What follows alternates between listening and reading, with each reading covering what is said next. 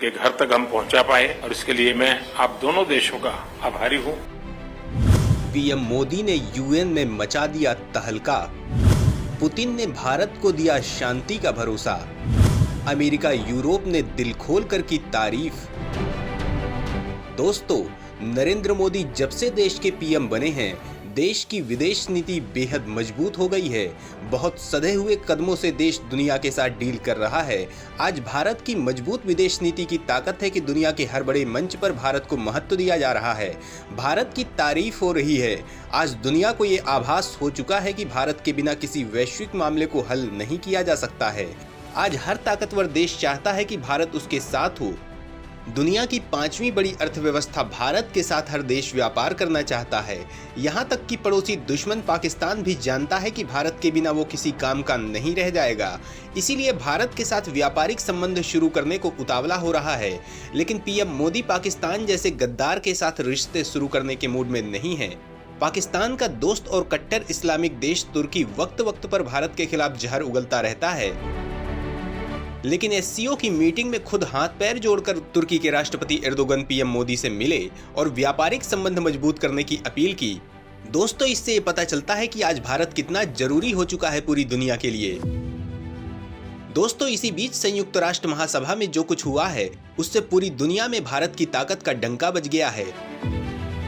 सवाल उठता है कि आखिर यूएन में भारत ने किस बात पर तहलका मचा दिया है। पूरा यूरोप भारत की तारीफ के पुल क्यों बांध रहा है। नाटो अचानक मोदी की माला क्यों जपने लगा है। तो दोस्तों, इस बारे में हम आपको जो कुछ बताने जा रहे हैं, उसे जानकर आप गदगद हो जाएंगे। यूएन में भारत के दोस्त फ्रांस ने जपा मोदी मंत्र। रूस यूक्रेन युद्ध खत्म होने की जगी उम्मीद। दोस्तों, रूस भारत का बेहद पुराना और भरोसेमंद दोस्त है, लेकिन इसके बावजूद भारत ने संघाई सहयोग संगठन की मीटिंग में बेहद कूटनीतिक ढंग से जो कुछ भी कहा है, उसे नाटो अपने पक्ष में मान रहा है। दरअसल मोदी ने व्लादिमीर पुतिन को साफ साफ कहा था कि ये समय युद्ध का नहीं है और सभी मुद्दों का समाधान बातचीत से होना चाहिए। पीएम के इस बयान को पूरी दुनिया में सकारात्मक संदेश के तौर पर देखा गया। अपने शांति पाठ वाले बयान से पीएम मोदी पूरी दुनिया में छा गए हैं। अमेरिकी मीडिया ने मोदी के बयान को बड़ी तरजीह दी थी। इसे पीएम मोदी के बढ़ते वैश्विक रसूख से भी जोड़ा जा रहा है।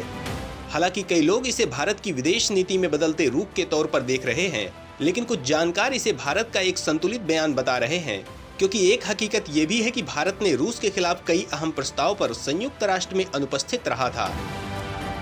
दोस्तों, भारत के इस कदम की फ्रांस के राष्ट्रपति इमैनुअल मैक्रोन ने जमकर तारीफ की है। सवाल उठता है कि आखिर मैक्रोन ने ऐसा क्या कहा है। तो दोस्तों, संयुक्त राष्ट्र महासभा को संबोधित करने के दौरान फ्रांस के राष्ट्रपति इमैनुअल मैक्रोन ने पीएम मोदी के रूस को दिए गए बयान की तारीफ की। उन्होंने कहा, भारत के प्रधानमंत्री नरेंद्र मोदी ने सही कहा था कि ये युद्ध का युग नहीं है। यह पश्चिम से बदला लेने और उसे पूर्व के खिलाफ खड़ा करने का समय नहीं है। ये वक्त है कि हम सभी संप्रभु राष्ट्र हमारे समक्ष मौजूद चुनौतियों का एकजुट होकर मुकाबला करें। एससीओ सम्मेलन के दौरान द्विपक्षीय बैठक के दौरान पीएम मोदी ने पुतिन से कहा कि भारत और रूस के संबंध मजबूत हुए हैं और दुनिया हमारी दोस्ती से अच्छी तरह परिचित है। हमारी दोस्ती 22 साल से लगातार मजबूत हो रही है। उन्होंने कहा कि आज का युग युद्ध का नहीं है, हमें बातचीत से मुद्दों को सुलझाना चाहिए। इस बारे में कई बार पुतिन से फोन पर भी बातचीत हो चुकी है। अब तक यूक्रेन युद्ध पर भारत ने तटस्थ रुख अपना रखा था। संयुक्त राष्ट्र में कई अहम प्रस्ताव पर भारत अनुपस्थित रहा था। हालांकि भारत ने कुछ दिन पहले संयुक्त राष्ट्र में रूस के खिलाफ मतदान किया था। संयुक्त राष्ट्र की 15 सदस्यीय सुरक्षा परिषद ने यूक्रेन के राष्ट्रपति व्लादिमीर जेलेंस्की को वीडियो टेलीकॉन्फ्रेंस के जरिए बैठक को संबोधित करने के लिए आमंत्रित किया। इस मामले में पहली बार भारत ने रूस के खिलाफ वोट किया। भारत की इस वोटिंग को लेकर ऐसा माना जा रहा है कि रूस के साथ भारत ने अपनी नीतियों में बदलाव कर लिया है। लेकिन सच क्या है, ये जानने के लिए आगे देखिए। दोस्तों, पूर्व विदेश सचिव कंवल सिब्बल ने रूस पर दिए गए पीएम मोदी के बयान को बड़ी तैयारी और सोच समझकर तैयार किए गए दस्तावेज की तरह बताते हैं। सिब्बल का मानना है कि एक गैर पश्चिम ब्लॉक की तरह एससीओ एक बहुपक्षीय व्यवस्था के तौर पर खुद को पेश कर रहा है। एससीओ की हमारी सदस्यता बहुपक्षीय दुनिया में हमारी अपनी प्रतिबद्धता को भी दिखाता है। उन्होंने कहा कि पीएम मोदी ने समरकंद में बड़ी तैयारी के साथ रूस पर बयान दिया है। उन्होंने बैठक में न तो आतंकवाद, बहुपक्षीय दुनिया और न सुरक्षा के मुद्दों का जिक्र किया। उन्होंने यूक्रेन का जिक्र दुनिया भर में ग्लोबल सप्लाई चेन और अप्रत्याशित ऊर्जा संकट के मुद्दे को सामने लाने के लिए किया। वहीं एलएसी पर चीन के बिना पूरी तरह से पीछे हटने तक भारत कोई बातचीत के लिए तैयार नहीं दिखा। मोदी और शी जिनपिंग के बीच एससीओ में बातचीत नहीं होने के पीछे यही कारण रहा। दोस्तों, अगर भारत चीन के बीच किसी तरह की बातचीत हो जाती तो सीमा पर शांति बहाली की प्रक्रिया में देरी की संभावना बन जाती। चीन को यह मैसेज चला जाता कि भारत किसी भी हालात में अपने वैश्विक संपर्क खराब नहीं करेगा, भले ही सीमा में किसी तरह का विवाद हो।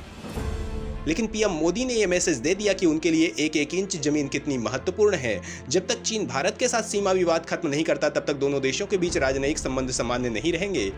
मोदी पुतिन की बातचीत में भारतीय प्रधानमंत्री ने दुनिया के सामने खड़े संकट का जिक्र किया। विकासशील देशों के सामने ईंधन का संकट और खाद्य संकट की भी बात रखी।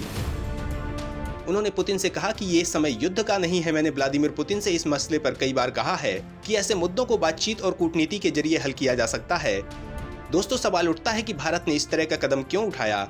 क्या अब उसका झुकाव अमेरिका की तरफ ज्यादा है? रूस के मामले में भारत की नीतियों में बदलाव क्यों जरूरी है? तो दोस्तों, आइए इस संबंध में हम आपको पूरी डिटेल बताते हैं।